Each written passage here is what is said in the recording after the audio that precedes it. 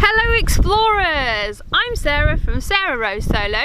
I'm a real life explorer and today I'm exploring the question of how long do seagulls live? Hello explorers! Hello explorers! Hello explorers!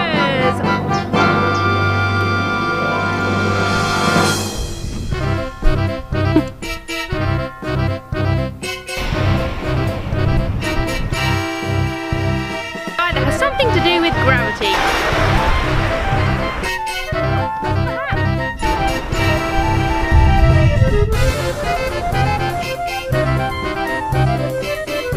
Hot water vents.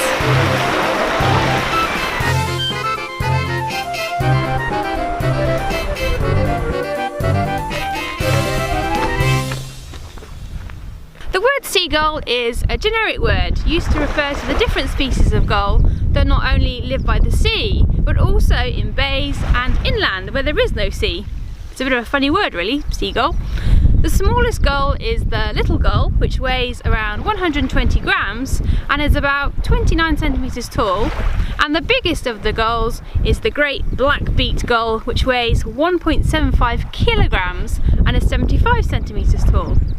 Now most gulls take around 2 years to get their adult feathers, but the large white-headed gulls can take around 4 years to reach adulthood. The gull that lives the longest is the herring gull, and the oldest one recorded actually lived for around 49 years.